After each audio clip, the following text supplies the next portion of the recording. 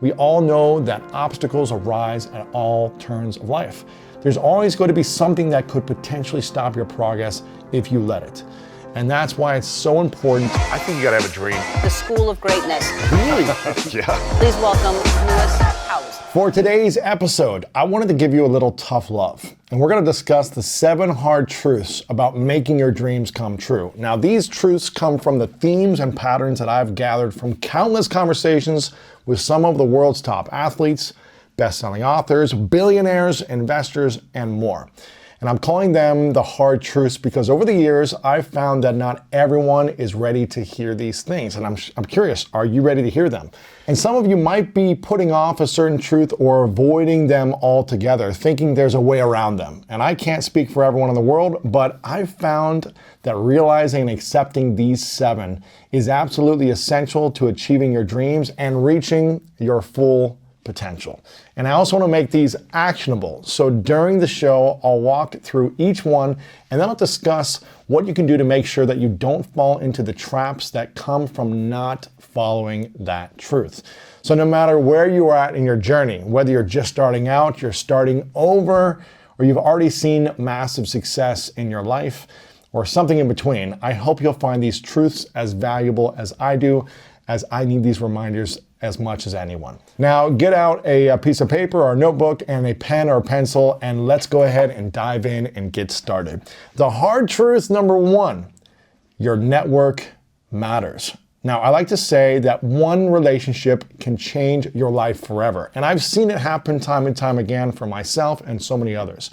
You're only one relationship away from accomplishing almost any dream that you have or setting you up for that. Who you know can have a massive impact on your success in the business world specifically, but also in the professional marketplace and anywhere else, maybe even your love life. And this is where I hear some people complaining about how someone doesn't have the talent necessary to be where they are in their career. And I usually challenge their thinking because you don't just need only talent. Sure, maybe the person isn't as naturally gifted as someone else in their field, but they might have worked their butt off to make the right connections. They might have flown all over the country or all over the world to get their foot in the door with the right people, or there might just be a really amazing person who brings joy to everyone they interact with, and they attract quality individuals. The reality is people tend to work with who they know and who they like and who they trust. So talent isn't the end-all be-all. Who you know often matters more than what you know. And if you play your cards right over time, then hopefully down the line, you'll be on top of mind when someone in your circle needs to hire a person with your skill set. And that could be design work if you're a graphic designer or a marketing consultant, if that's your area of expertise, a choreographer or anything, you name it, and it's possible. And if you don't know anyone who's well established in your industry or who's got a big network, there's no need to get discouraged. Luckily, there are plenty of other ways to connect nowadays. And it used to be that you needed to live in one of the big cities somewhere to meet the right people. But today we have the internet and social media. Location doesn't hold as much weight as it used to. We've got so many tools like LinkedIn and Instagram or YouTube to start getting noticed by anyone around the world. And because of this, I was connecting with high-profile people in my industry when I was living in Ohio in much the same way as I am out here in LA, because I was using social media to connect with people. And despite this accessibility though, I see so many people approaching networking in a horrible way. And this usually boils down to the person making everything about themselves. They approach connecting with someone in a transactional way versus trying to find ways to add as much value as possible to the other person. And that's why it's important to remember what the great Les Brown said: help others achieve their dreams and you will achieve yours. People are busy. So when you're trying to make connections, bring the conversation back to the person you're talking to when you can. Don't make it about you. So in marketing, we call this the you principle. It's human nature for us to be self-motivated and self-interested.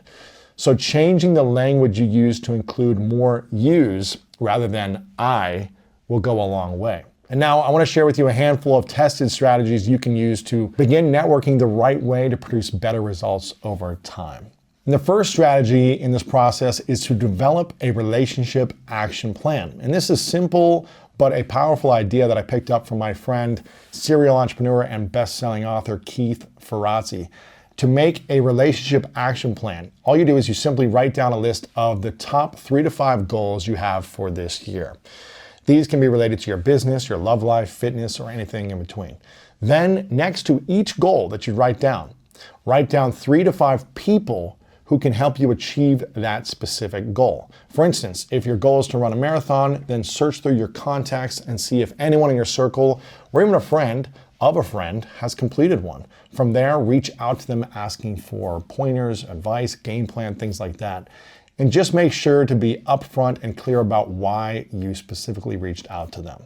A relationship action plan will also make you come across as being vulnerable and humble, which is a trait that helps build trust and make people feel comfortable, letting their guards down, and in return, trying to support you. So really come up with that action plan and make a list of those quality people. Number 2, keep in touch between your asks. Now this is a big one. Don't just reach out to everyone and say, hey, can you help me with this? And here's what I need help with. Instead, really think about how you can reach out to people and help them in between asking. This is something that I've been doing for a long time. I try to never ask for anything unless I have a big ask. And in between that, I'm just reaching out and saying, hey, I hope you're doing well. I see what you're up to over on Instagram. I see the success you're having here. Let me know if I can support with anything. Shoot them a message on their birthday, whatever it might be, stay in touch. And if you're only reaching out when you have something to promote, you'll come off as self-serving. And this can make other people you're reaching out to feel like they're being used, or even if you're trying to build a real bond with them, they still might feel like you're taking advantage of them. So think about that. Number 3, be vulnerable and genuinely curious about what the other person has going on in their life, what their goals are. This goes back to what we just talked about. No one wants to feel like they're being used or taken advantage of. No one wants to feel like the only reason you're being nice to them is because you'll get something from them. So it's important to be authentic and genuinely curious about whatever the person you're reaching out to is doing in their own life. Show them you actually care about their passions and the journey they're on. And something I like to ask people when I reach out to them is, what are you most excited about lately? What is your biggest passion right now? And how can I be of service to you accomplishing those goals? When you focus on the other person first, they really feel like you're caring more about them, and you should be caring about them. It's not about just getting something. Focus on caring, and I'm telling you, good things will come around to you in the long run. Number 4, conduct cold outreach using the greatness trifecta. Now, my team and I developed this 3-step framework to help people be more effective with their cold outreach on social media. But you can use it in other areas of your life as well when it comes to building relationships. So the first step is to research the person you're reaching out to and see what they're up to. Really get to know what they're doing, what projects they've worked on recently, what companies they've worked with, what are some of their interests outside of work, their hobbies, their passions, who they're connected to, etc. Step 2 is to find at least 2 points of mutual connection between the two of you. For instance, maybe you both went to the same college, or you've lived in the same city at some point, or like the same sports teams. And the final step is putting all that together in a short, to-the-point direct message or email, or however you're contacting the person, whatever social media platform or email you're messaging. So an example could be like this. Hey, Jane, this is Tony, and I noticed you went to school at Ohio State and that you play the violin. I'm actually from Columbus, Ohio myself, and I played the cello growing up. Also saw that you're in the photography industry. I took a peek at your portfolio, and I'm really impressed with your style of work.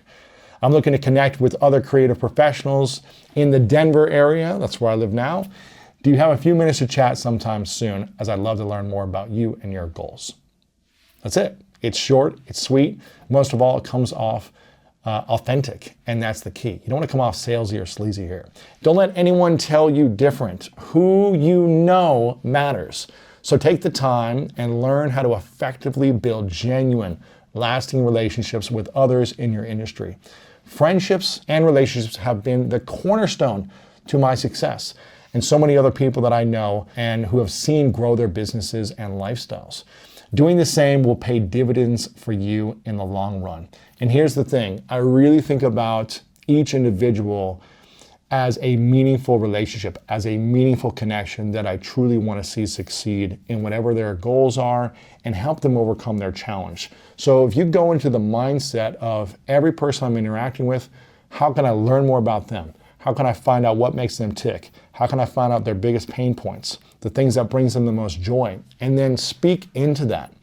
Show them opportunities that can help them accelerate overcoming those challenges in their life. If you can bring that to someone, even if you feel like you've got no skills and nothing to offer, I'm telling you, if you can bring joy to someone's life and just give some inspiration, it will support you for a long time. So think about that when you're building relationships. Hard truth number 2, your attitude matters.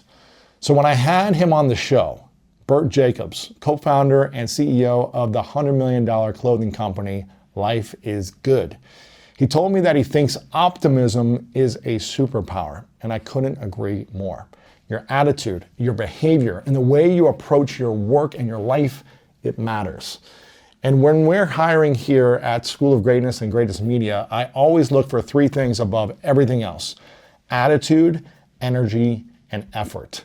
Now, don't get me wrong, their ability to do the task, the job is a requirement as well, but I've always found that these 3 traits to be way more important than just talent.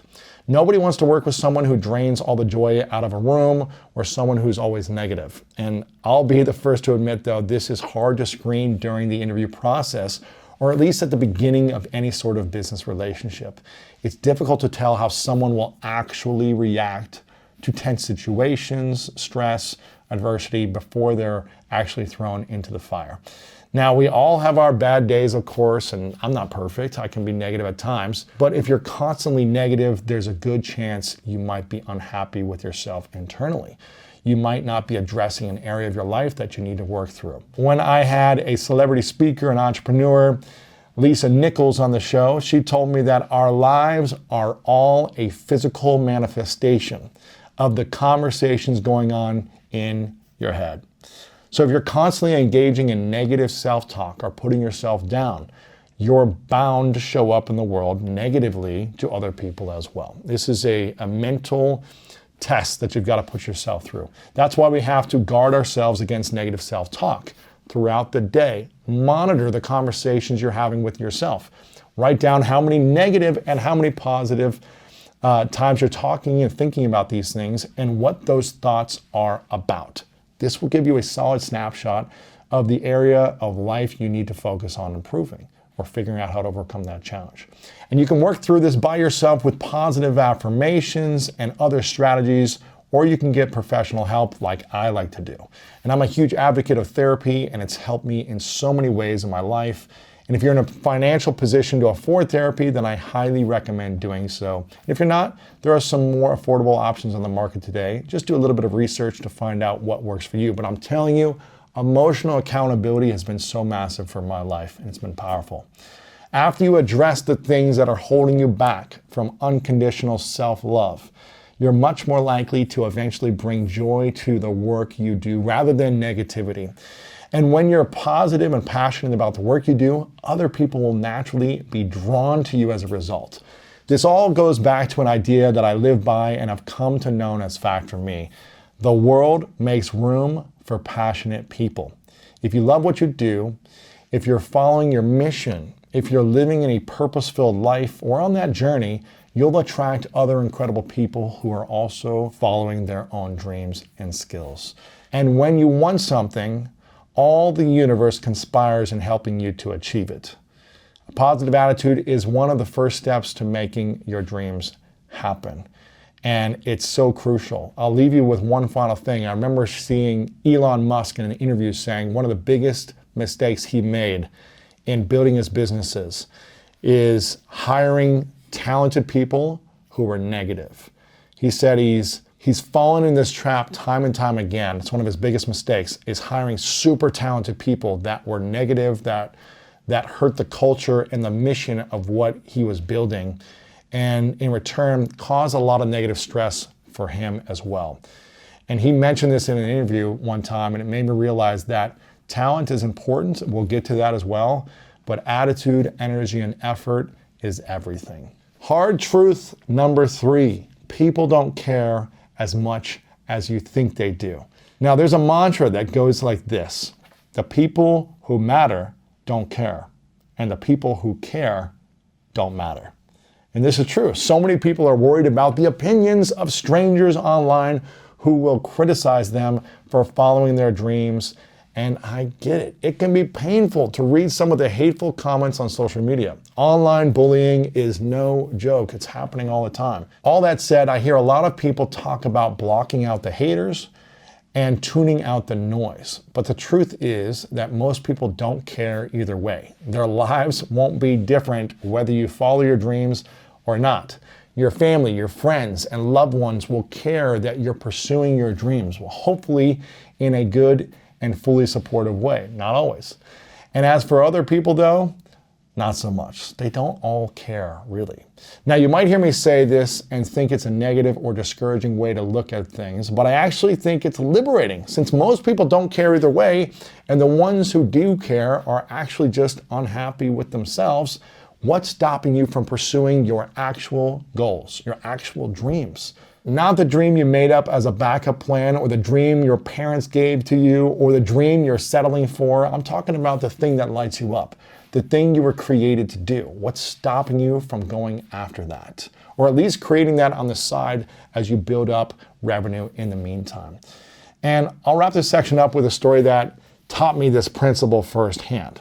Now, when I was in my early 20s, I lived above a salsa club. And they had live music almost every night, and once a week they had salsa dancing. And I remember going down and being mesmerized and just amazed at how talented and how difficult this looked for people to salsa dance. And I would go down there almost every week for months. And people would ask me to come dance, come on the dance floor, and I would not dare to go out there even one time because I was so intimidated by people making fun of me, by people laughing at me, by looking silly, by messing up, and really just making a fool of myself. But eventually, I got enough courage to go on the dance floor. A woman dragged me out there and I was resisting it. I finally went out there and I remember she said, I'm just gonna teach you the basic step. Now this was a packed dance floor. I'm sweating, I'm terrified, I'm nervous. And she said, just follow this basic step. And I was looking down at her feet the entire time for probably 5 to 10 minutes. And I remember thinking, oh my gosh, I'm messing up, I'm stumbling, I'm stepping on her toes, I'm off rhythm, I don't understand the music, the language. Everyone is way more talented around me. I shouldn't be out here. I'm making a fool of myself. And after a few minutes, she said, Lewis, look up. Like you can smile, you can have fun. It doesn't need to be stressful. And I looked up and I looked around me and it was a liberating feeling. No one was looking at me. No one cared that I was messing up. Everyone was having fun around them and no one was laughing at me. And even if a few people maybe were smirking and kind of smiling, laughing at me from the side, I didn't see it. And even if I did see it, it doesn't matter because what matters is you overcoming the fears, the insecurities that hold you back from ultimate freedom, from ultimate joy. And it's going to take you going through that challenging obstacle in order for you to be free on the other side. That takes courage. But the opinions of other people don't really matter. So what if they laugh at you and make fun of you?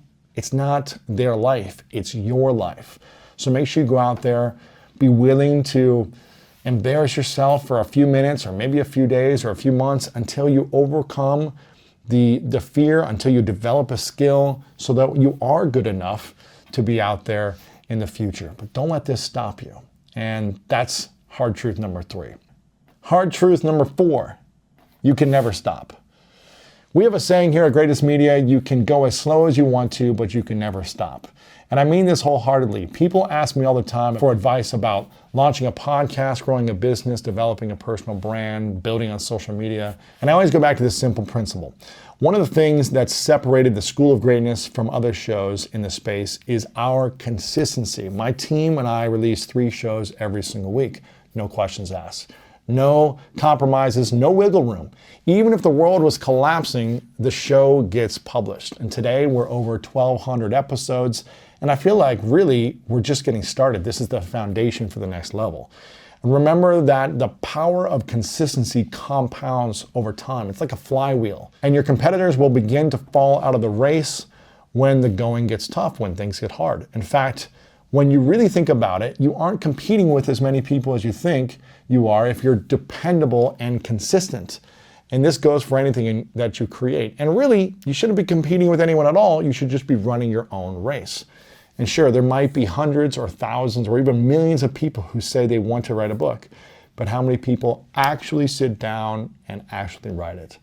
Out of that number, how many people actually sit down and make edits and rewrite the second draft of the book? And out of that smaller number, how many of these people actually reach out to a book agent and market their book effectively and connect with influencers in their space and make sure that the book launch goes smoothly? If you're consistent and committed, the number of people you're competing against is a whole lot smaller than you think it is. And again, you shouldn't be competing, you should be running your own race and focused. Now, I don't want you to get confused here. The principle doesn't mean you always have to hustle and grind 24/7 for years to achieve your dreams. That can lead to burnout if you aren't careful. And plus, when it comes to forming good habits and being as productive as possible, studies have shown that giving yourself flexibility as opposed to being super strict and rigid about your goals leads to better output over time. I'm all for taking breaks. I'm all for pausing, but not stopping completely. And one of my recent guests, the world-leading psychologist and best-selling author, Katie Milkman, and her research goes deep into this topic. She's found that flexibility is key to forming life-changing habits and achieving massive goals over the long term. The example she used to illustrate this idea was forming healthy exercise habits. Now, if a person makes a strict, non-negotiable commitment to going to the gym every single day at 6 a.m. or doesn't get it done at all, they're putting themselves in a corner because life gets busy, challenges and complications come up. Unexpected things happen. And instead, it's a much better long-term approach to just have the goal of working out at some point during the day. Maybe on Mondays, it's the mornings, and Tuesdays, it's the evenings or at lunchtime. The most important thing here is to be flexible. Not give up on working out, but be flexible on when. And I put this to use in my own life as well. Sometimes I'm traveling or have an interview or something last minute comes up, so I'll need to switch around my workout or Spanish lesson that I'm committed to or coaching session to make room for it. By being flexible and not so rigid with your routines, it'll be easier to make sure your responsibilities and commitments always get done no matter what gets thrown your way. And that's the key. The last thing here is this. If you haven't found a dream that makes you excited enough to be consistent over the long haul, then maybe you haven't found the right dream yet, and that's okay. Maybe you're not being fully honest with yourself about what you truly want. As the number one decision maker in your life, it's your job to create a mission that gets you excited, that makes you really want to jump out of bed in the morning, and be consistent when things really get challenging and tough, because they will. If this sounds like you, or you're beginning to feel uninspired with the path you're on, one way to turn things around and find something that lights you up is a principle that Simon Sinek talks about, starting with why. Oftentimes, we start with what we want. I want a nicer car, I want a bigger house, I want a fancy pair of shoes, or I want to have 1 million Instagram followers. Being excited about a milestone like that isn't always a bad thing, but it's not an effective long-term strategy, and it won't keep you motivated over time. Instead, Simon explains it's way more effective to start with why. Why do you want to start with that podcast? Why do you want all those followers? Why do you want to launch that startup? Maybe it's to impact the lives of people in your community or give back to a cause that's near and dear to your heart. But by asking yourself why, you'll gain clarity on what it is you truly want in life. From there, you'll be able to easily create a mission that supports it and then also excites you. I'm not saying this is going to be an easy mission to accomplish, but you'll be able to get clarity around what the mission is. And clarity is key. Hard truth number 5. Challenges are not going to disappear anytime soon or next year. This is a big one, guys, and I hear this from a lot of people at all different stages of their journey. Well, I just have to handle this one thing first, and then I'll get to writing my book or launching my dream business. Or now's not a good time because I have this commitment that I need to handle first right now, and when that's done, then I can get started. Sure, unexpected things come up and derail progress for all of us. We've all had moments in life where we need to put something on the back burner. But I want you to ask yourself this: why aren't your dreams important enough to prioritize? If you're someone who's always putting things you want on hold, why do you think so little of your dreams? Why aren't they worth 30 minutes of your time each day? Why isn't your happiness a priority in your life? And I want you to really dig deep and answer this for me. Remember, every time you say yes to something that isn't in line with your values, your vision, or your dreams, you're saying no to the things that are. If you keep prioritizing other people, other jobs, other tasks, and deprioritizing the thing you were created to do, then that's a challenge, that's an issue. And I want you to commit to changing it, or start getting on the path to evolving it. Because the truth is, your challenges aren't going to disappear this year, next year, or 10 years from now. We all know that obstacles arise at all turns of life. There's always going to be something that could potentially stop your progress if you let it. And that's why it's so important to get used to the stress or challenges that are coming and become comfortable with overcoming these challenges sooner rather than later. And there are a couple ways you can accomplish this. And one comes from a friend of mine and health psychologist named Katie McGonigal. And when I had her on the show, she explained the psychology and importance of reframing the way we view stress. Now, Katie said that physiology and biology between the feelings of anxiety and excitement are almost identical. She brought up a study that examined people's body chemistry before and after skydiving. Some felt anxious while others felt excited.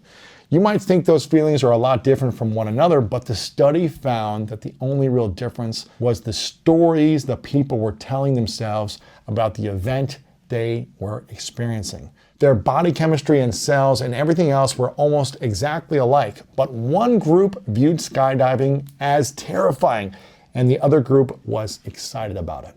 This is why the language we use to describe stress is so crucial to begin the reframing process and getting comfortable with discomfort.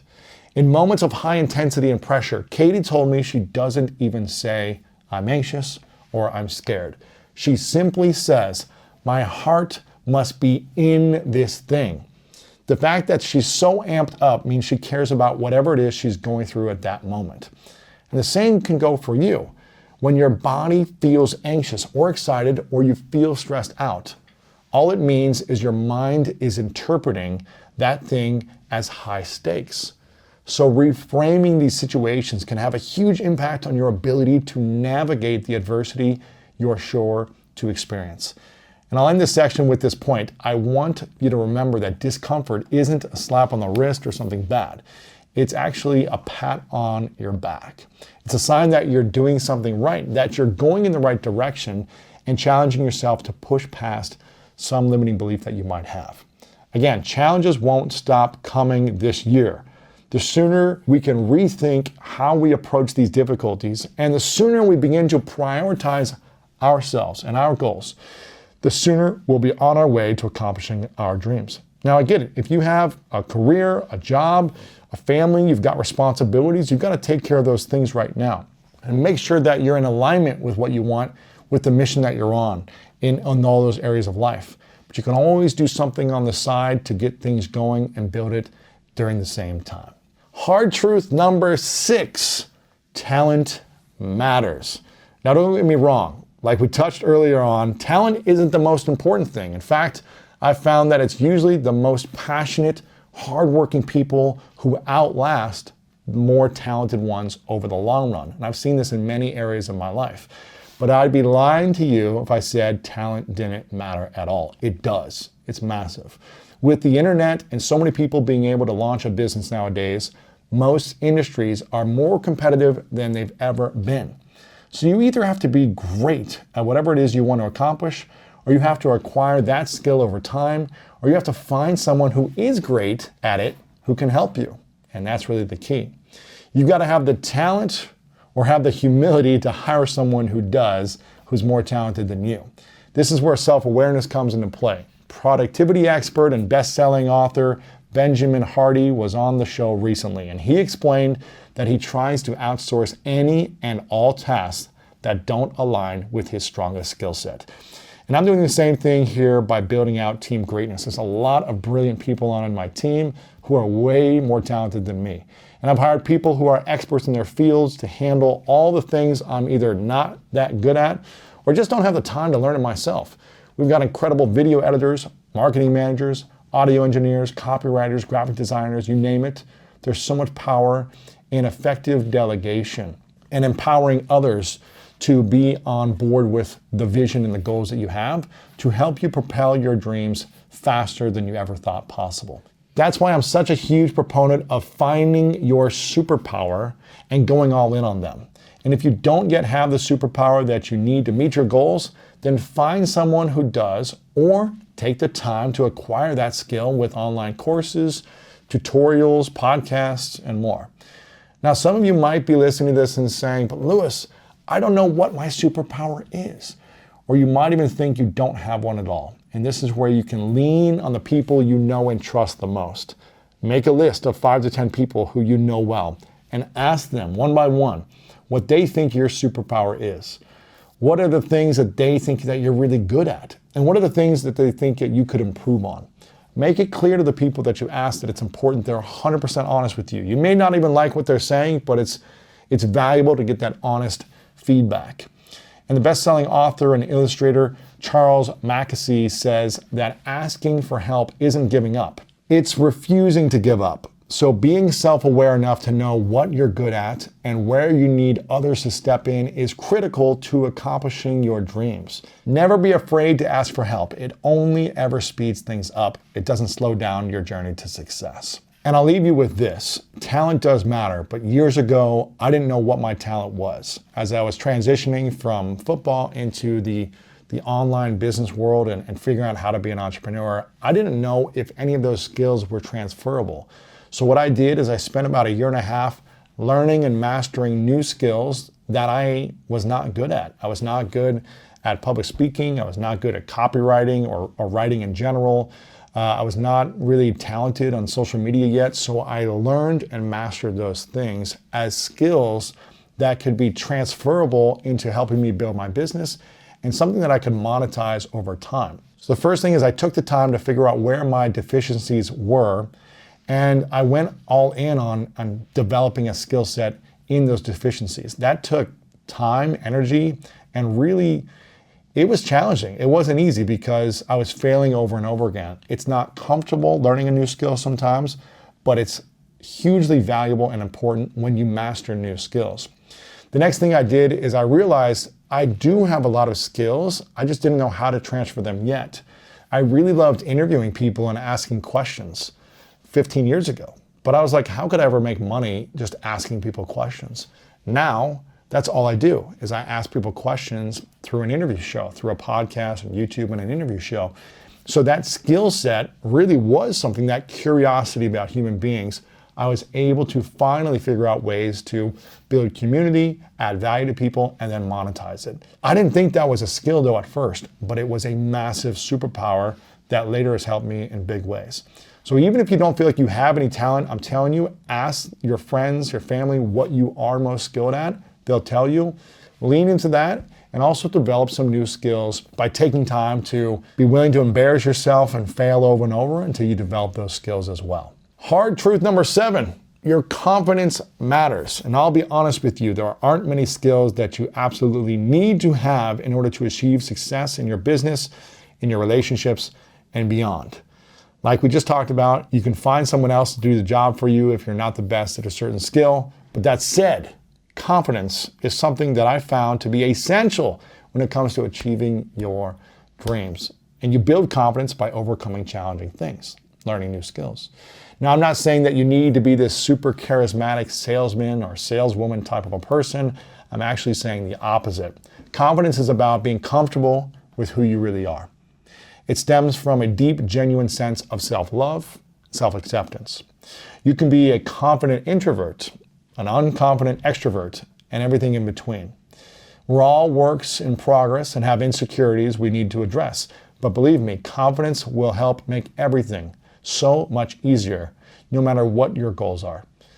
By having confidence, you'll be able to more easily enroll people in your products and services. You'll be able to attract higher quality people to join your team. You'll more than likely have higher quality relationships in your personal life as well, because no one wants to be around an unconfident person, and the list goes on and on. Confidence is one of the fundamental building blocks to success and can be a catalyst to making everything else fall into place for you. So it's never a waste of time to work through your insecurities in order for you to gain more confidence. And whether you lack the confidence or you're just looking to develop more of it, there are a number of strategies you can use to help get you there. One of them comes from the high performance coach, Dr. Ivan Joseph. He says we should all write ourselves a self-confidence letter that lists out all the big wins we've experienced in life. And this could be you graduating from college, the time you came in first place at a track meet, or any big challenges you've overcome. Try to get as specific as possible with this letter. Then in times of self-doubt, take out the letter and read it to yourself. I know this might sound a little weird, but Dr. Ivan said he had to read his own self-confidence letter every day for months when he took out a job as a college athletic director. So I'm sure we could all benefit from creating one ourselves. And over time, this practice will help you develop self-confidence and the belief that you can overcome whatever new challenges comes your way. And David Goggins, who we had on the show, talks about this with his cookie jar concept as well. And there's also a similar practice I've done called the rainy day notes. Whatever you choose to call it, the important thing is having a bank of wins that you can reference time and time again whenever you're feeling self-doubt start to creep in. Another tactic comes from social psychologist and best-selling author Amy Cuddy, who we had on the show. She thinks one of the most important steps to developing unshakable confidence is having clarity around your values and personal beliefs. By having a firm grip on what we believe in and the things we hold in high regard, we'll know that no one will ever be able to take those things away from us. For instance, if you know that you're the kind of person who's passionate about making movies, no matter if you experience rejection or go through struggle, you can always return to your self-affirmation during those tough moments. Like, I'm a kind person who loves to make movies. Through the ups and downs, through thick and thin, you'll always have those qualities of kindness. And the research shows this actually helps calm down us in high-stakes situations too. And when she was on the show, Amy Cuddy brought up how one study showed that college students who consistently practice saying these types of self-affirmations perform better on midterm exams than those who didn't. This makes sense to me because once you know you'll come out of the other side of something unscathed, you'll feel a sense of freedom that helps you relax and then perform better under pressure. And the more you throw yourself firsthand into the fire, the more confident you'll become. The more certain you'll be that you'll survive through even the harshest criticisms and gut-wrenching rejections that come your way. This is why I'm such a big fan of social experiments and challenges. If you're afraid of speaking to strangers, challenge yourself to speak to a new person every single day for a month. If you're afraid of public speaking, challenge yourself to sign up for a local Toastmasters class and practice weekly. Whatever fear is standing between you and having incredible self-confidence, I challenge you to face that fear head on until the fear disappears. And there you have it, guys. The 7 hard truths about making your dreams come true. Now, in this episode, I wanted to really dig deep into the most common objections and excuses I hear from all different types of people when it comes to putting their dreams on hold and then hiding their gift from the world. And then I wanted to share ways in which you could make sure you don't fall into these same traps. So I hope this has been helpful. And I want to leave you with this thought. Over the 1,200 plus interviews I've done and episodes we've done here, I've learned that success is different for everyone, but it's possible for anyone. There's a blueprint to follow and timeless lessons from people who have been to the mountaintops of whatever it is that you want to go towards.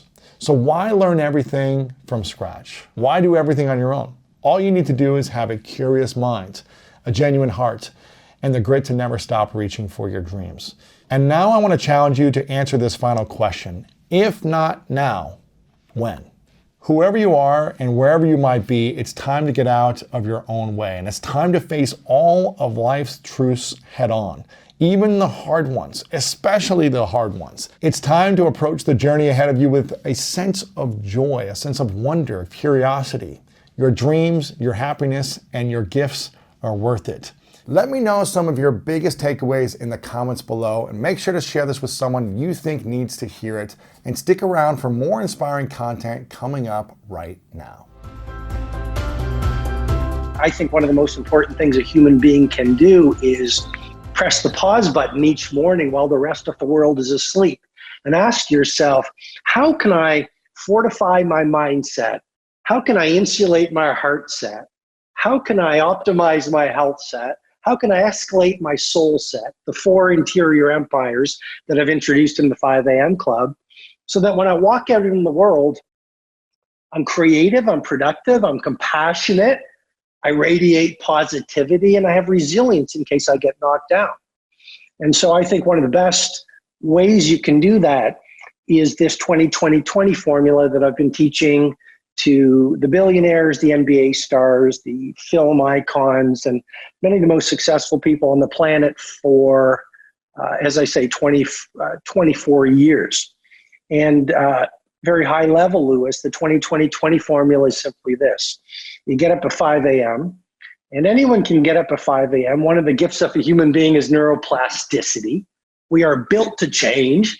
So please, I would encourage, if we recite our excuses long enough, we actually believe they're true. We are built to change. We are built to grow. We are built to own our heroic nature. And so according to University College London, if we do any practice or habit for 66 days, we reach a point of automaticity where it becomes easier to do that new habit than not do the new habit. Once you wire in the new habit, for the first 20 minutes, 5 to 5:20, you move. Because you can release BDNF, brain-derived neurotrophic factor, which promotes neurogenesis. It optimizes your brain. If you move first thing in the morning, you release serotonin, which makes you feel good. You release dopamine, which sets you up for inspiration. Second, we can get into it more deeply, but second pocket from 5:20 to 5:40 is reflect. While the rest of the world is asleep, there's such quietude in the air. This is where you can pray, you can meditate, write in a journal, sit in quietude so that you're focused and living your life and your priorities through the day. And then the final pocket of the 20-20-20 formula that I talk about in the 5 a.m. Club is grow. You'll never get old if you grow. You'll never become obsolete in your business, even in a time of great volatility, if you're growing. You'll always stay happy if you grow. So 20 minutes at the end of this victory hour, that's what I call it. You spend some time listening to a podcast like Lewis Howes on the School of Greatness, a man adored by the majority of humanity. You listen to an audiobook, you read a book, you study your battle charts. And anyway, that's a really rough general way to explain the 20-20 formula that is currently helping millions of people navigate this hard time. Does it matter the sequencing of 20-20-20? Do you need to move first? Can you meditate first? Do you grow, or is that a process that is proven scientifically? The process has been proven in the trenches of elite performance for a long time with my clients. Yeah. And having said that, I would say the 20-20-20 formula is minimum viable morning routine. Mm-hmm. And you're a biohacker, I'm a biohacker, I'm a productivity hacker, I'm a life hacker. And so I would say, do what's right for you. It's like this whole field of personal mastery and leadership that we inhabit. I'm not one to say you must do this, because we all have different learning types. We're all on different journeys. Mm-hmm. Someone might be right now upgrading their spirituality so they connect with their crusade and their higher power in this time of house arrest. Mm-hmm.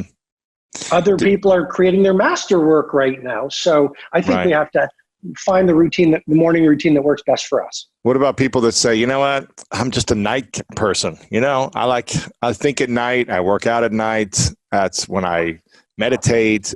I strategize the next day at night, and I've tried the morning. It just doesn't work for me.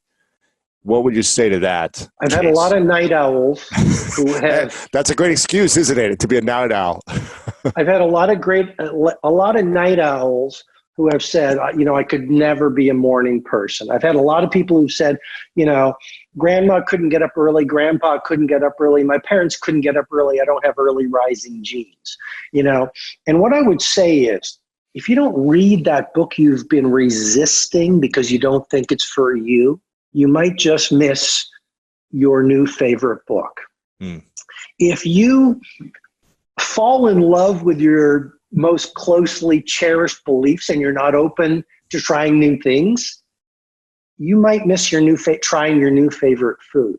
If you say, well, here's the kind of friends that I hang out with and I'm not open to anyone else, you might miss that new friend or that new mentor who will transform the way you run your craft and live your life.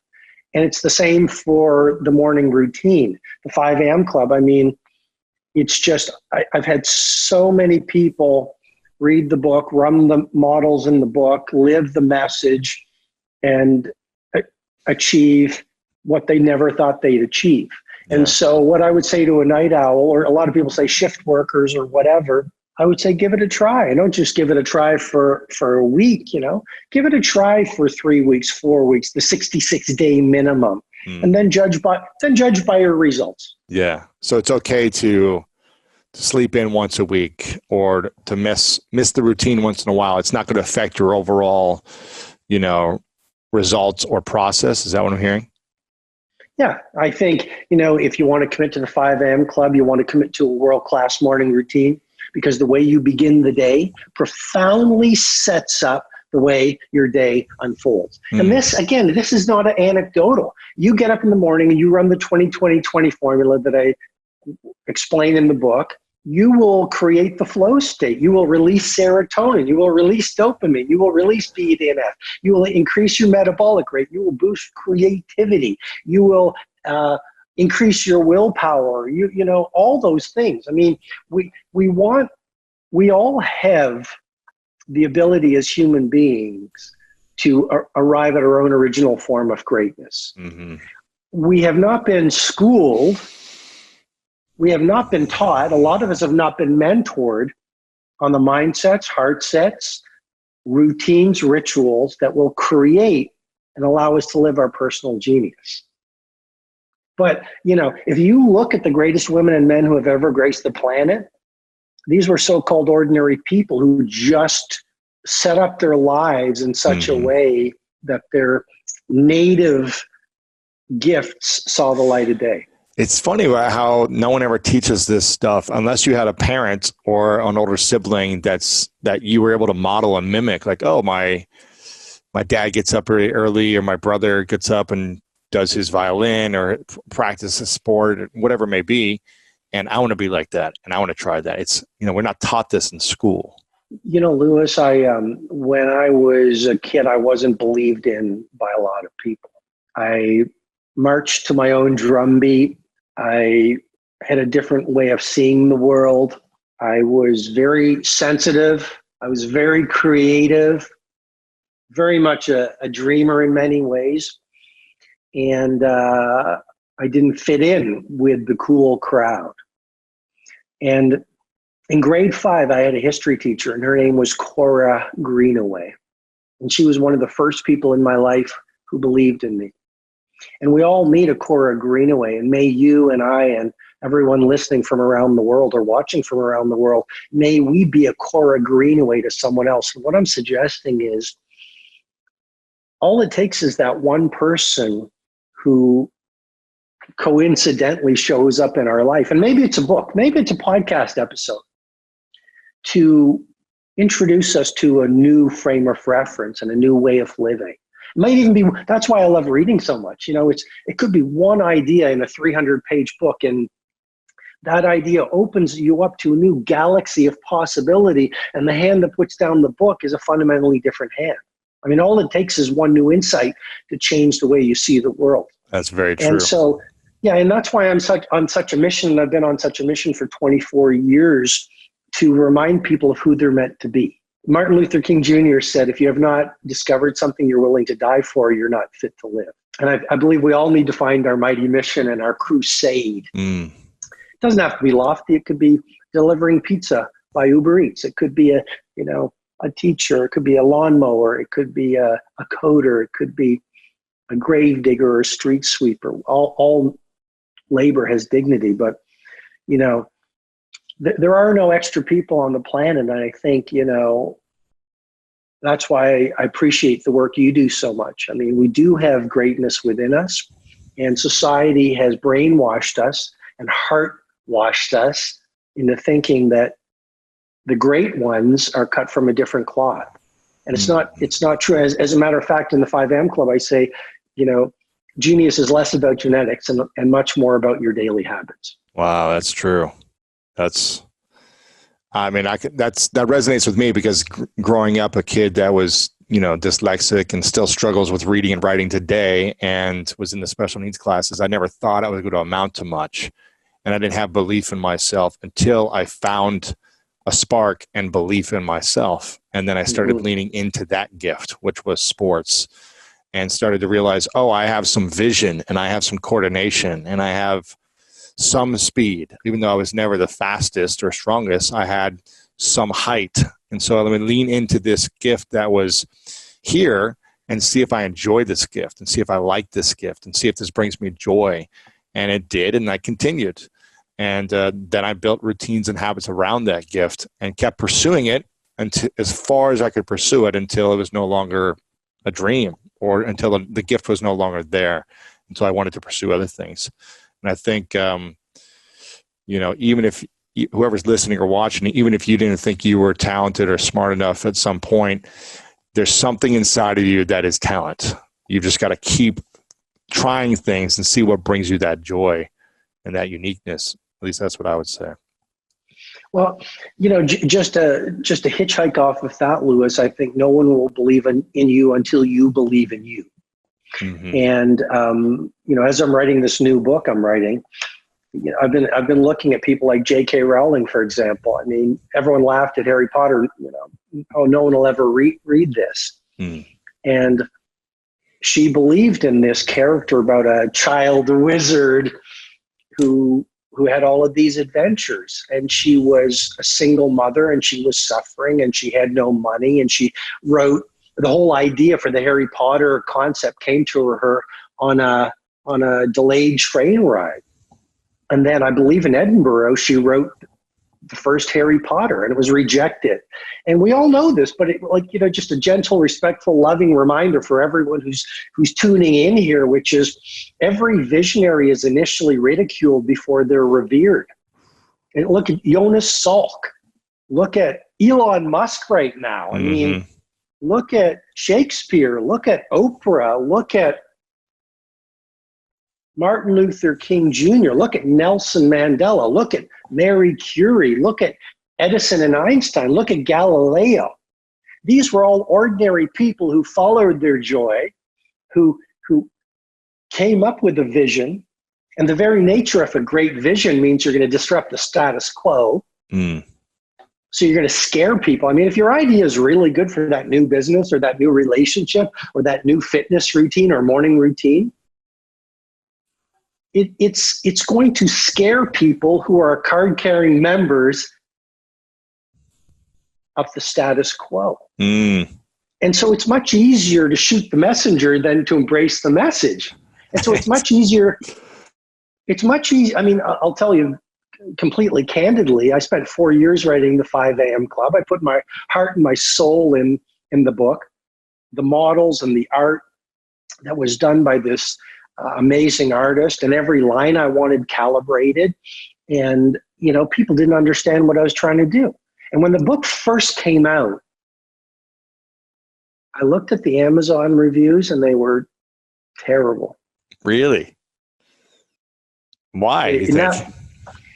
Well, and I just want to say now it's one of the best-selling books in the world, and it's almost as if the tide shifted once enough people read it, and the narrative changed. It was the most interesting thing. But I've actually that really hurt when the book came out. It's like holding your baby out into the world, and everyone's looking at it, going, just want to tell you, your baby is really ugly, not so pleasant to look at. Yeah. And what I would say is J.K. Rowling, again, she said, for some to love you, some must loathe you. Ooh. I would say also Bob Dylan, don't criticize what you don't understand.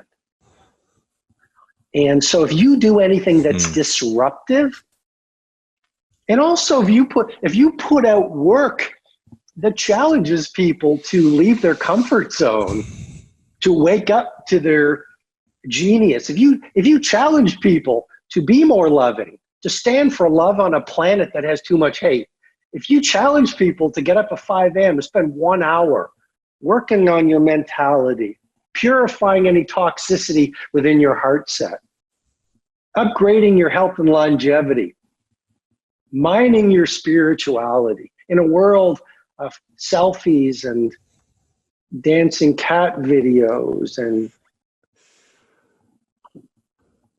a lot of superficiality and a culture of comparison. You're going to,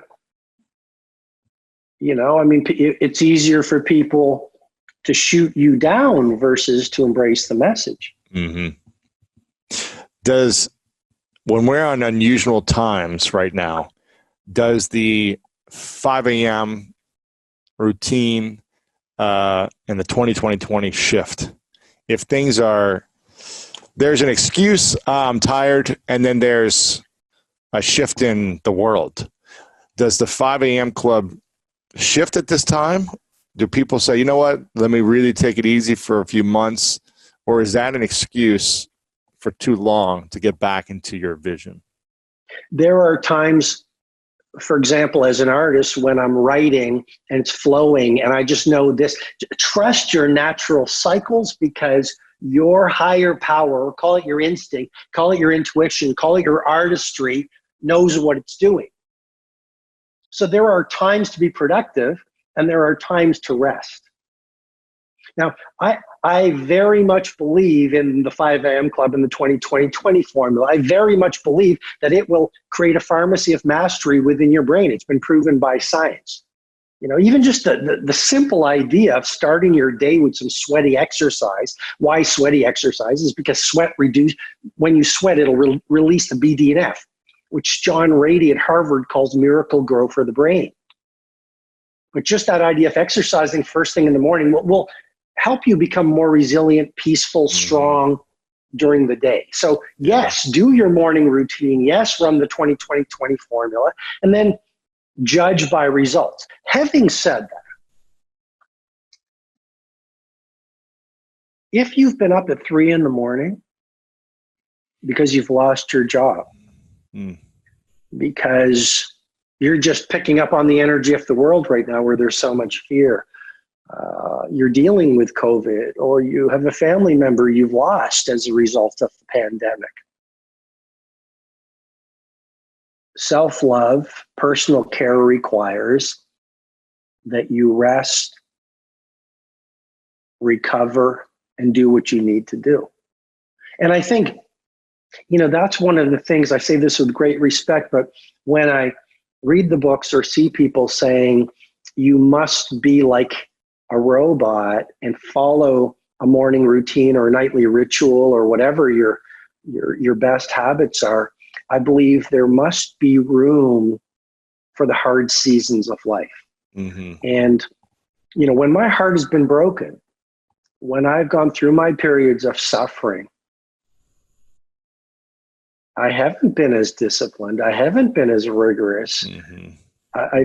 I've had the inopportune pizza night. And here's what I would also say is, my ego, because a bad day for the ego is a great day for the soul. My ego says, Robin, you're not being productive. You're not on your A game. You're not a warrior. But you know what I've realized? I might not be creatively productive according to the definition of society during those cycles or seasons of suffering. But am I not spiritually productive? Am I not emotionally productive? I mean, when does a human being crack the shell of the ego that covers their hearts and learns the human virtues? I mean, Nelson Mandela learned how to be Nelson Mandela in his Robben Island season. Yeah. And so I think we learn honesty and compassion and vulnerability and creativity when things are falling apart, not when they're not in the seasons of sunshine. Are you a believer that creative people are born with a creative gift or talent more than, let's say, less creative people? Or can any type of creativity be learned over the years? Yeah. So thank you so much for setting me up for this. Okay. Number one, almost nobody is talented. Talent is completely overrated. I would argue that you were born with certain physical talents that enabled you to excel in sports that I could never have acquired no matter how hard I tried. Even that said, though, Larry Bird was not born with the kind of talent that Michael Jordan was. Mm-hmm. Larry Bird just grounded out and shot more practice shots than anybody else. That's a skill. And hustled. Yeah. Yeah.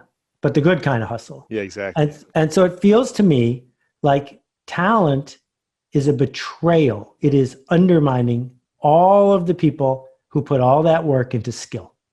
Don't call someone skillful talented, because they're not. They're skillful.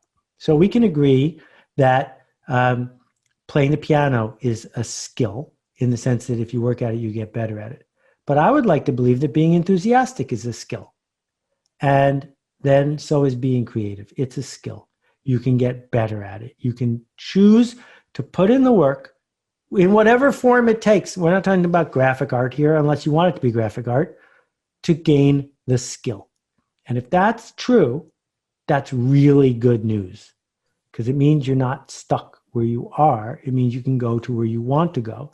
And it's really good news because skills can be acquired. Mm-hmm. And that fills me with optimism about so many things in our world. You know, we can point to the human condition and say people are just doomed to hate each other and to undercut each other. But I can point to a culture where that's not happening. So how did that happen? Well, it's because it's a skill. What are the three biggest skills you think all human beings should acquire, whether it be creativity or some type of attribute that to just make them better human beings, happier, more quote unquote successful, richer lives, with relationships, health, everything? What are those three skills, whether you're 20 or 60, what three skills should we acquire to live a better life? I love this. Okay, how about this? Number one is the skill of possibility, of seeing that things could be better. Number two, the skill of empathy, practical empathy, of understanding people don't know what you know, don't want what you want, don't see what you see, that they have a noise in their head that's different than the noise in your head, and that's okay. And then the third one is the skill of learning how to learn, of being open to saying, I see possibility, I see people who need to be served who aren't who I am, and if I put enough into this, can figure out how to make a contribution. Those, I think, are three skills. Yeah, it's really just understanding emotional intelligence and people and stepping in other people's shoes and having compassion. Why did you choose those three skills over copywriting or Well, I have personal finance? There's some next level tactical ones, like decision making is a skill, and almost every Western human is terrible at it. Why? Why are we terrible at it?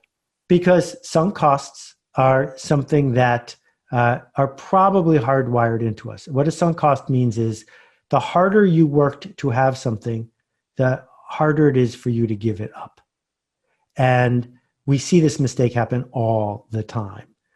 The example I'll give is pre-COVID, you've got 2 tickets to the movies, and they were really hard to get, and you told your girlfriend that you were going to go to the movies together. And on your way, you bump into a friend who says, I got 2 front row seats to see Hamilton. Do you want to go? That means your tickets are worthless. And a lot of people go, well, no, there's no well. It doesn't matter how much those tickets cost you. They're sunk. You already made that decision. You can't unmake it. And so we stick with a job longer than we should, or we stick to a way of thinking about the world longer than we should because it cost a lot. We went to law school, so now I have to be a lawyer. No, you don't. The law school degree is a gift from your former self. You don't have to take it. You could say no, thank you, and go do something that gives you joy instead. So sunk costs is a giant skill-based area. And then what goes right next to that is the skill of saying, that was a good idea, but I have a better one now. Ooh. And that takes practice. Explain that. So I launched this idea and it started going and I built momentum for a few years, but now this is actually a better idea for the time or for my life or whatever. And so I'm going to let go of that thing and move into this. Well, it's not, that's definitely true. That's sunk cost. But then beyond it, okay, I'm the boss and I built this organization and this is how we do our expense reports. But now we're going to do expense reports this way because it's better. But usually what happens is someone says that problem's solved. I don't have to revisit it. So if I think about the car industry said it took us 90 years to develop the internal combustion engine. That was a lot of cycles, a big sunk cost. And someone shows up and says, why don't we make electric cars? And you go, because internal combustion isn't broken. Because I can show you that if we look at an early electric car compared to a state-of-the-art Lexus, the state-of-the-art Lexus is better. Not a problem.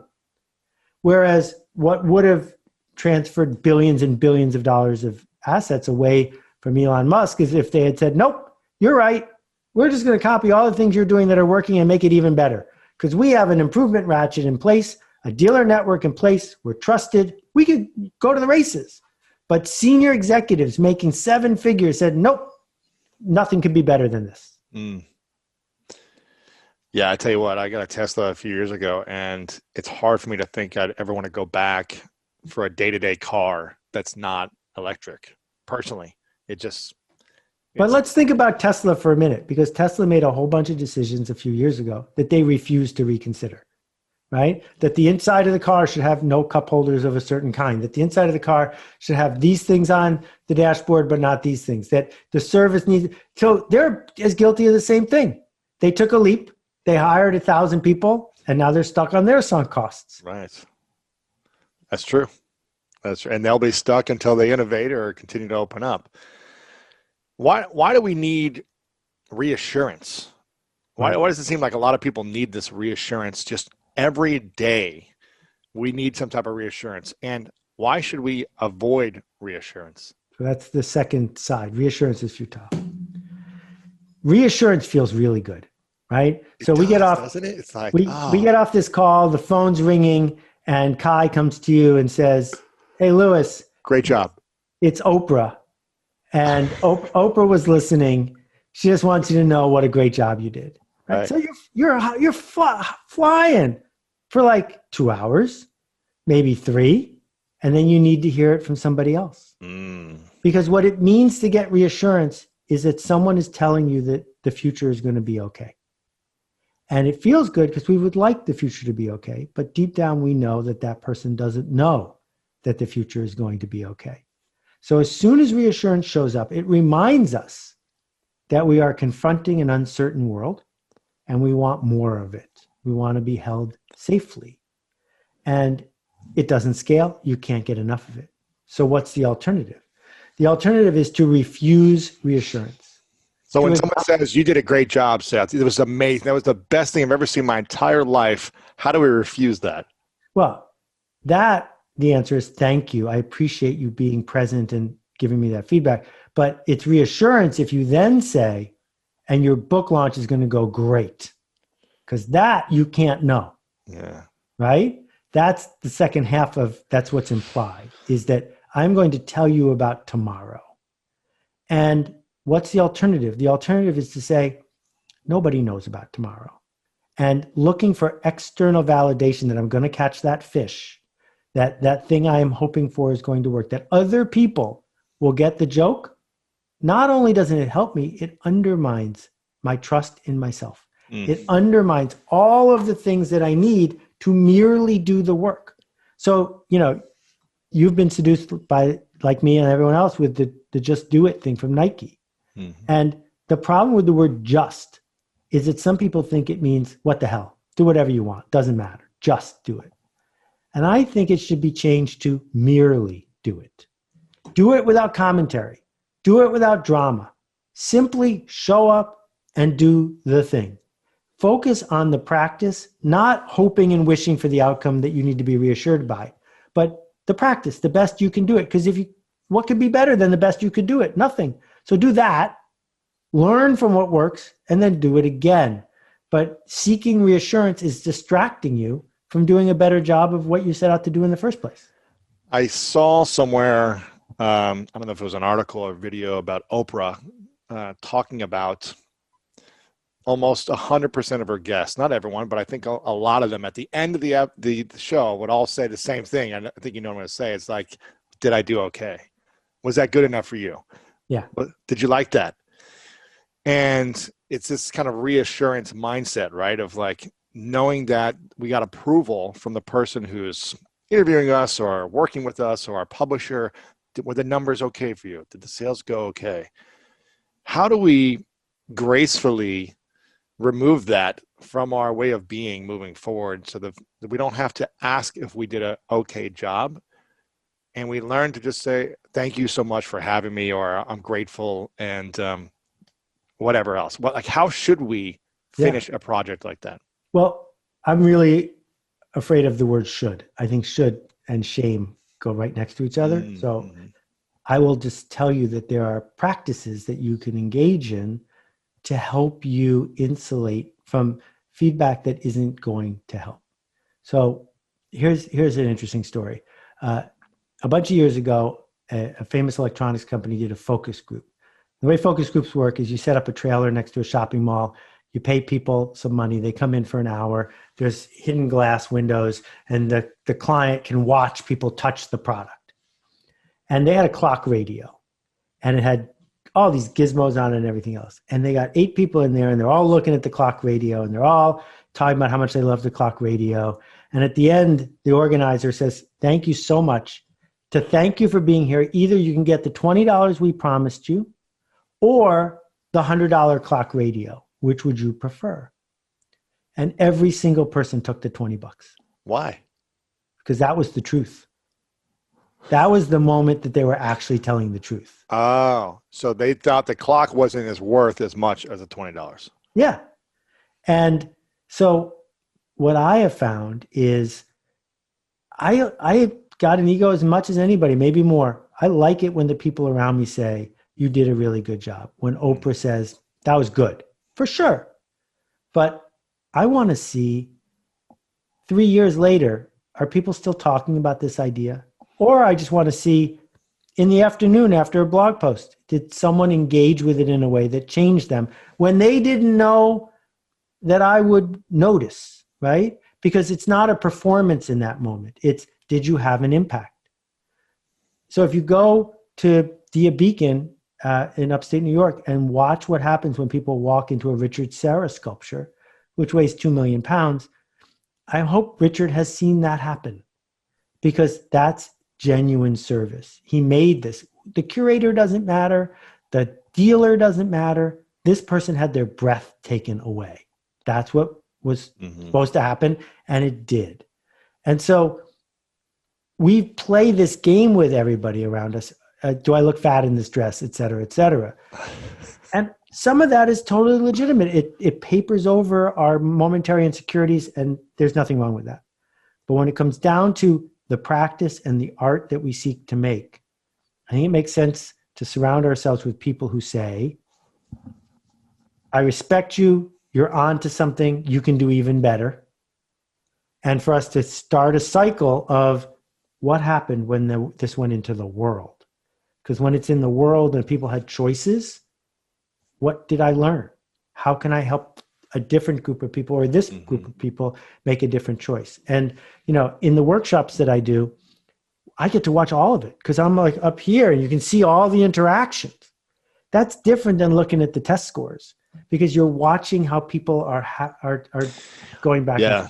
I think I heard our good friend Gary Vee talking about how when he started in his dad's wine business, he would sit there and watch people walk through the store and say, okay, what if I move this way? And what if I put this in the front? Did people go and pick it up or did they walk right past it?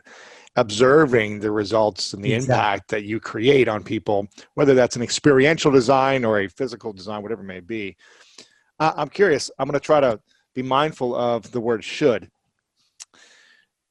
Is it more powerful for creatives to have goals and deadlines, or is that destructive to the creative process? Right. So, deadlines are a weird word because they have the word dead in them. Finish lines are launch lines, whatever. Yes. I am super disciplined about deadlines. I have never missed a deadline because I just decided that some people need that tension that comes from being 5 minutes late. I abhor that. I want to go nowhere near that. So for me, it's fuel. For other people, it might be turbo fuel because they need that 5 minute over thing. But there are other people who it completely destroys their work. So you got to figure out how do you engage with that. But goals is a different thing. So I was talking to somebody, I wish I could give them credit, who was explaining to me that goals are externally focused. And this is one of the things that led to me writing about it in the book. Meaning, if you say my goal is to be a millionaire, that isn't up to you. It's only partly from you. And the rest of it is luck. And so if you're going to say I'm a good person because I'm lucky and I'm a bad person because I'm unlucky, now you're really in trouble.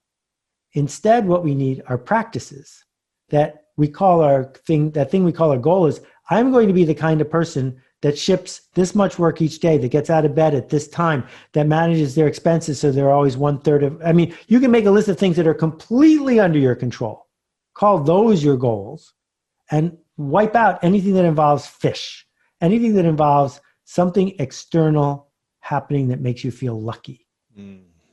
So I'm hearing you say focusing more on the things you can control daily, the habits, Correct. the practices, the actions, your energy, way of being, your compassion daily, as opposed to the end result. Right. And let's get back to where we started, which is the reason people don't do that is because they don't want to hear from their other voice. They don't do that because they don't want to be on the hook. It is easier to catastrophize. It is easier to say I'm distracted. It is easier to say, oh, the world is way too whatever. All of those are external things that let you off the hook. And what I remember is I was born a year and a half before the Cuban Missile Crisis, right? The world is really in trouble in 2020, but the world was 10 minutes away from being gone in 1962. And so the question is, how did we get from that to Neil Armstrong walking on the moon 7 years later? We didn't do it by saying, well, we can't because Russia could end everything in any minute. We said, well, if Russia's going to end everything in any minute, we might as well send someone to the moon. And my friend Roz Zander helped me learn the difference between but and. So here we go. If you go on a long planned vacation and it's raining, you could say, I'm on vacation, but it's raining. Doesn't that suck? Or you could say, I'm on vacation and it's raining. And the and leaves room for you to say, so I can take a cooking lesson. So I can have some quiet time with my spouse. So I can figure out how to work for social justice. All of those things happened because it's raining. And so, yeah, it's raining right now. It's really bad. And you can do something. You can't fix everything, but you can make one person better.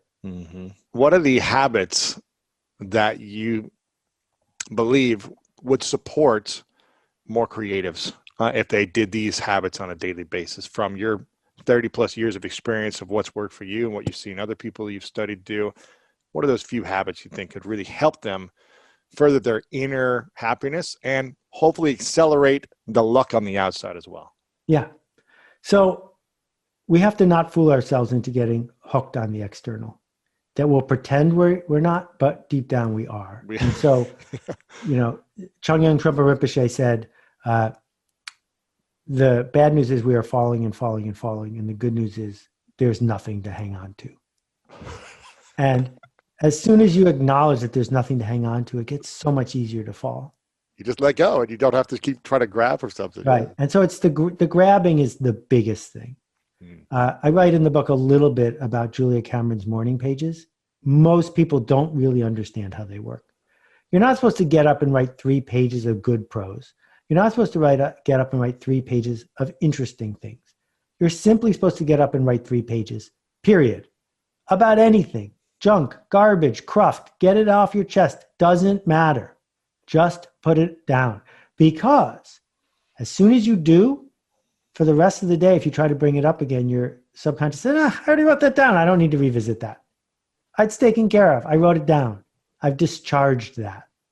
And so part of what it means to have a practice is the practice defines who you are. If you want to be a runner, the best thing to do is go run every day. If you run every day for 30 days, you're a runner.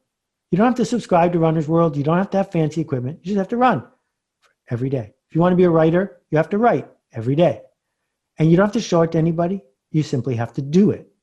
And not showing it to people lets you off the hook at some level, but at least you can see yourself as that kind of person. And then the step after that, which I'm a huge fan of, and the internet makes this easier than ever, is publish it anonymously. I think you should have a daily blog, but don't put your name on it. And after you've written 30 or 40 entries of your daily blog or made 5 or 6 episodes of your podcast, you're going to want to put your name on it. And then you can.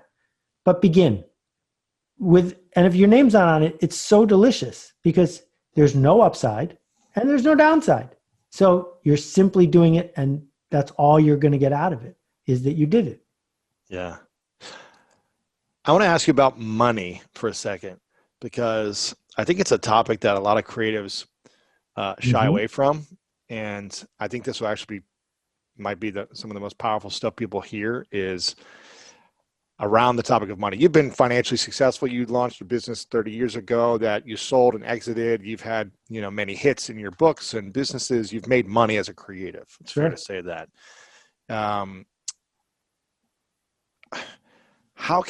What should creators be thinking about in terms of what if they want to create great work, but also they want to be rich? They want to make millions. They want to, for the heck of it, to support their family, their lifestyle. They want to make money. Yeah. What should they be thinking about in terms of art and money and marrying the both without it feeling bad or icky or I'm selling myself in a bad way to make money? How can they approach it mentally so that it doesn't cripple them, but they achieve the results they want? My answer may surprise some people, but here we go. The odds that you will make a lot of money doing exactly what you want are 0 to a rounding error, 0. It is possible to make a lot of money. It is easier now for people of privilege to do it than most any other time in history because of the network effect, because of the power of software, because of tools that give you reach to millions of people. The way you make a lot of money is you figure out what people with money want to spend that money on to solve their problem now. And you go solve that problem. And then over time, you amplify their need and you let them do it again. That is how everybody, with few exceptions, who has made a lot of money has done it. Those people don't get to say, oh, but I also have this idea and I need to express it because I think it's generous. Those are different things.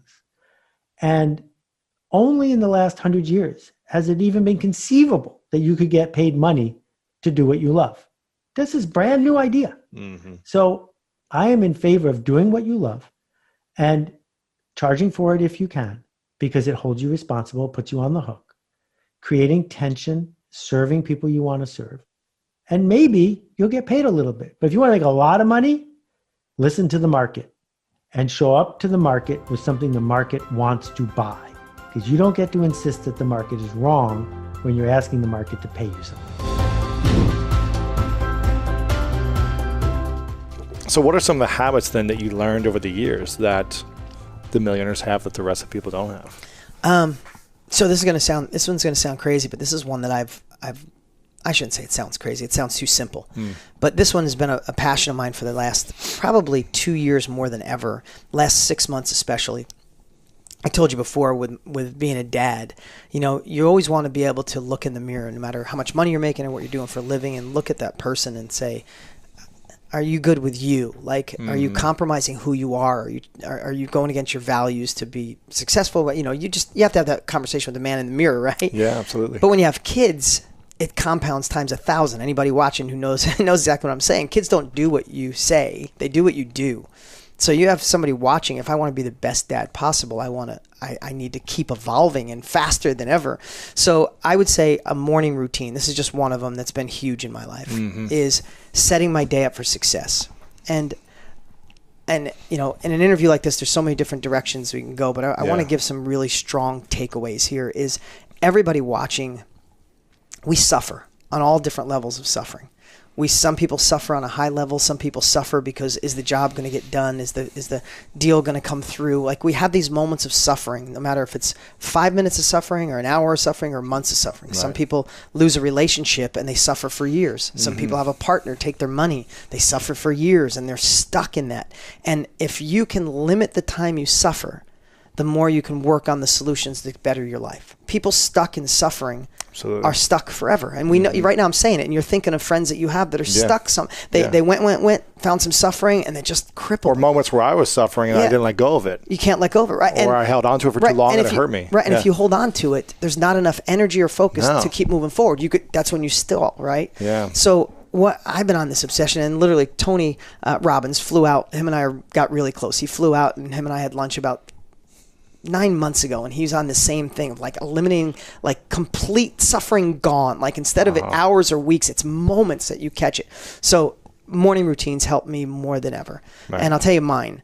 Anybody wants to steal this works for me, because I want to set my days up for least amount of suffering, feeling grateful and ready to, just rocket the day. Like, nothing can get me off. Now, everybody knows gratitude is a key to success, happiness, joy. You can't be grateful and depressed, grateful and sad. You just can't do the two together. But it's hard sometimes. I feel like the Roadrunners before your time. But when I was a kid, remember Beep Beep, the Roadrunner? Of course. There was the Tasmanian Devil. Yep. So most of our lives with Facebook and social media and cell phones, we're like the Tasmanian Devil. There's so much dust around us. It's hard to like see through it, right? Like, it's like, I just got to get through this storm and then I'll be okay.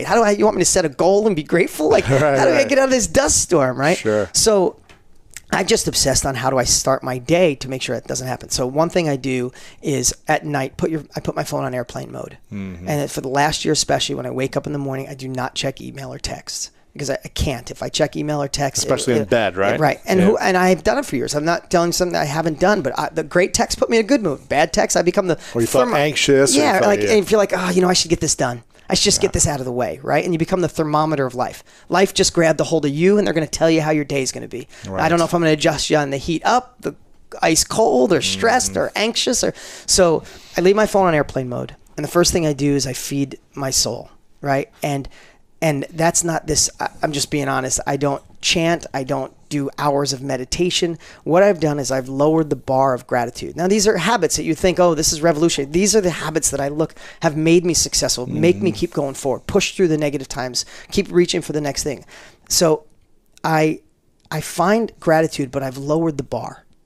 And I just said this, but I'll wake up some mornings and be like, damn, these sheets are amazing. 150,000, you can Google it, 150,000 people die every day. There's some days I just wake up and go, damn, I'm not one of them.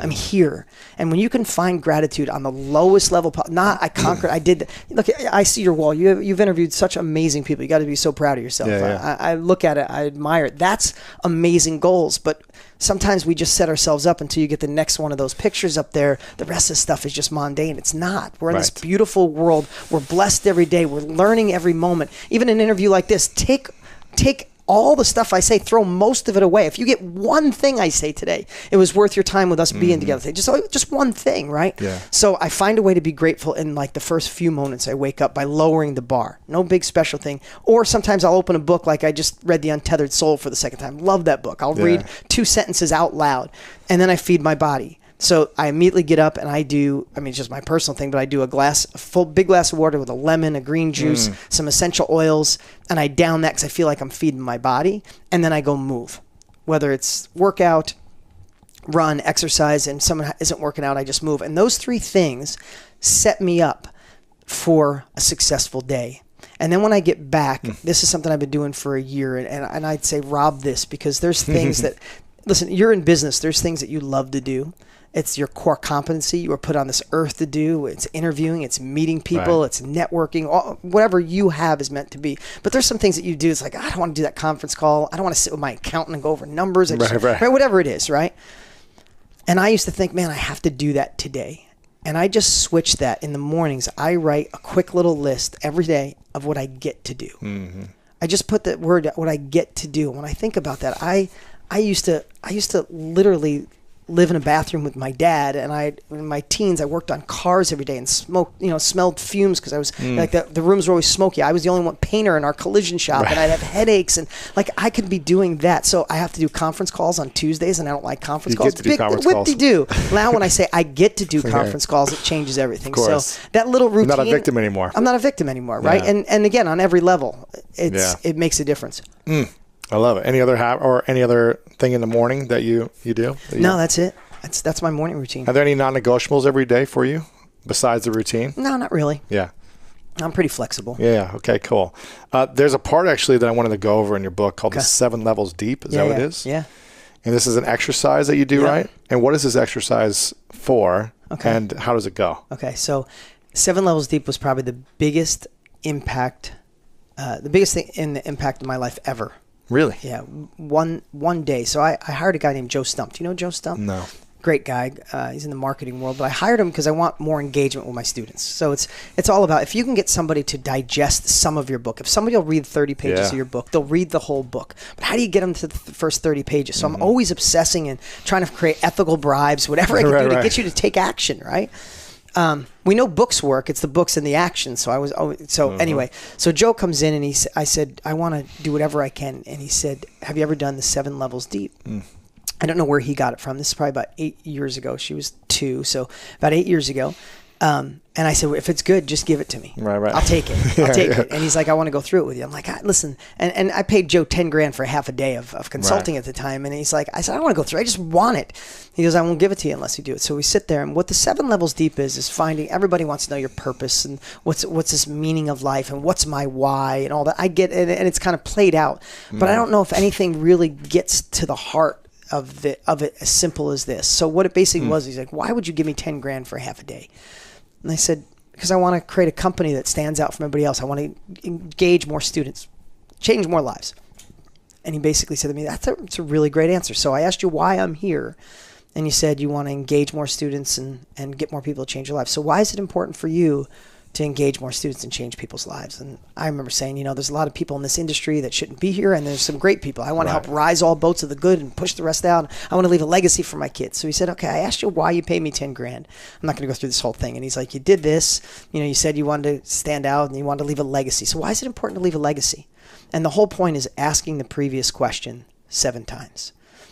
I took that day. By the time I got to the 3rd question, what happens is when there was 3 questions left, I should say, he asked me 4 times, it switched from my head to my heart.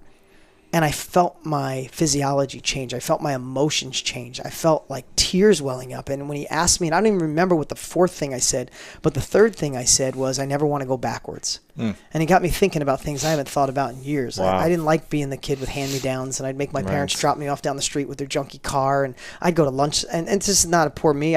My life was designed to be exactly the way it was, or I wouldn't be the man or the father I am today. But there was days I'd go to school without lunch money, and I just tell my buddies I'm not hungry because we didn't have a buck, right?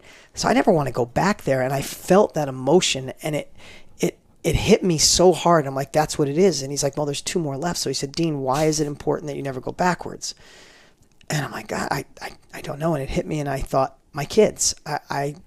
I just want to give them options. I don't want to raise entitled kids or brats, but I want to give them options that I didn't have. And I'm like, that's it.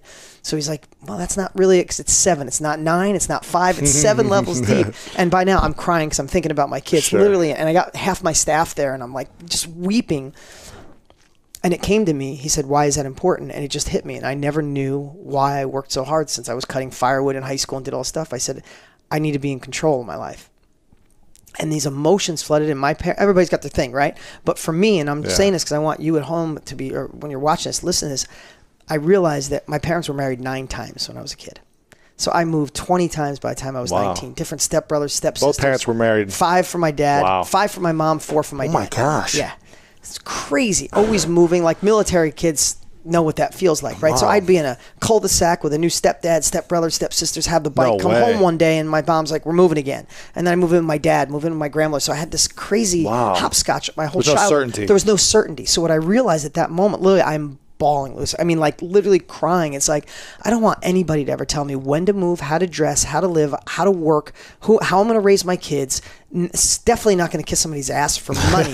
Right. And I realized at that moment, my why was I don't want to be a control freak. I just want to be in control. When I was 27, I retired both my parents. I stopped worrying about them. I took care of my grandmother. I take care of some, so I got those problems out of the way. And when I anchored that in, and you watching at home, it's like, if you think you're watching this because you want to be an entrepreneur, or you already are. If you're watching this, you've already had great success in your life. You want that next level, or maybe it's income, or better health, or better diet, or better physiology, whatever it is you want. So many times we think it's because I want to get out of that job. I want this freedom. I just want more money. I want to take the better vacations. And it's 7 times deeper than that. Thanks for listening. Thanks for watching. Thanks for being here. Make sure you click the subscribe button below on YouTube, or subscribe over on audio on Apple Podcasts and Spotify. Leave a comment below as well. Let me know what you enjoyed most about this, and I'll see you guys next time. And if you feel like you aren't deserving of a loving relationship, a loving partner, you're most likely going to attract the wrong type of people in your life. And if you're focusing on how much money you don't have in your life right now, or how your business could fail, you're not going to be able to focus your energy on the right clients